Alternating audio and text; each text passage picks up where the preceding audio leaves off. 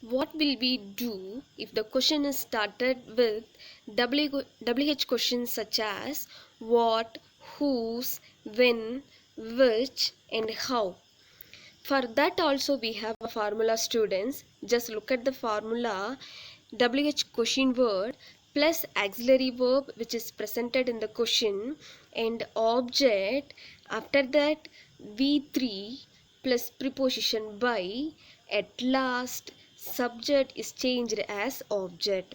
Just look at the example. What will they see tonight? Here the question word what is used, WH question word. Here they is subject, will see is verb, and will see is simple future tense. When we change it into passive sentence, we have to use be as a be form verb.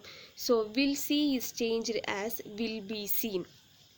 As per formula, here I have used the question word what at first, and auxiliary verb will is used next, and be form verb be is used after that.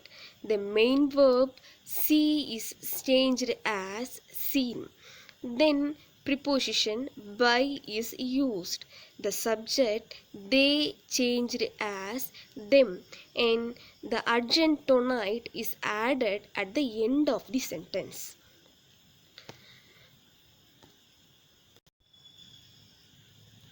Let us know if the question is started with the question word whose or which means. For that also we have a formula.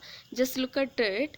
Whose or which, whatever question word is presented in the active sentence is used at first in the passive sentence, and next to that we must use the object which is presented in the active sentence, and next to that we have to use the auxiliary verb, and main verb is changed as V3 and preposition by is used. At last the subject in the active sentence is changed as object in the passive sentence. Just look at the sentence.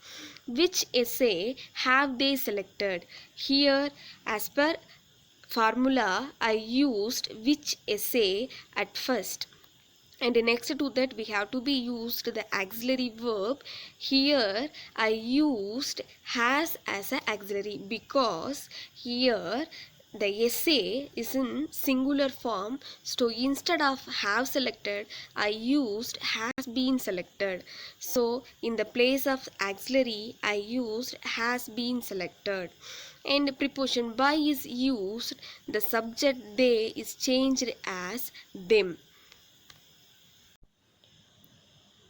Let us know how to change imperative sentences into passive form.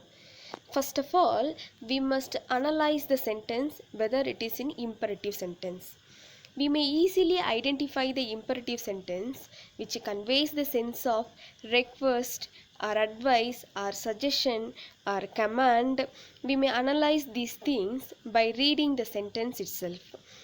Just look at the example. Whether the imperative sentence is in positive sense means we may use this formula, that is let plus object plus be plus V3.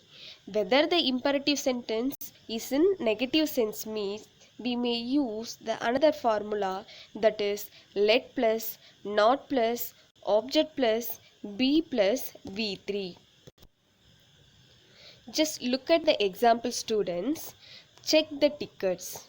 Here the sentence 1 is in the positive sense.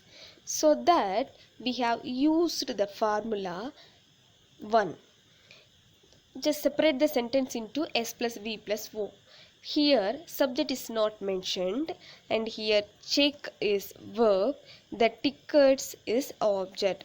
As per formula I use let at first. After that object must be added. Here object is the tickets, so that I use the tickets, and after that be is added, and at last the verb check is changed as V3 checked. Just look at the another sentence.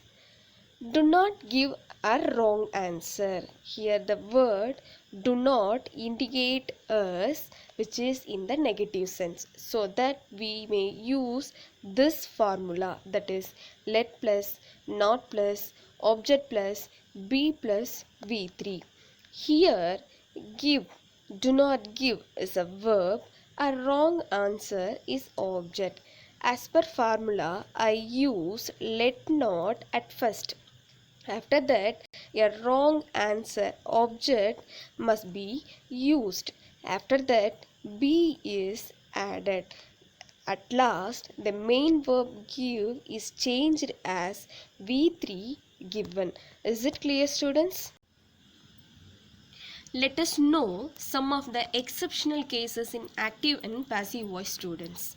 First one is, we must omit preposition by when we use the statements with indefinite subject. That means அந்த ஆக்ஷனை செஞ்ச doer இவங்க தான் தெரியாத ஒரு சுச்சுவேஷனுக்கு நம்ம preposition by use பண்ணக்கூடாது. Just look at the example, students. You may understand it clear. Someone stole my cycle. Here the action is stole and cycle is stolen by someone. யாரோ ஒருத்தரால, யாருன்னு தெரியல. Indefinite subject இங்க use பண்ணப்பட்டிருக்கு. In that cases we omit by preposition.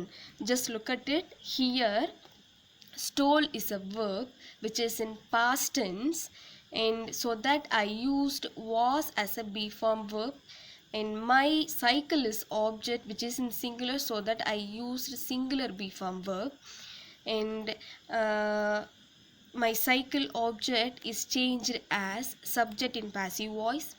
After that, I used be form verb was. The past verb stole is changed as v3.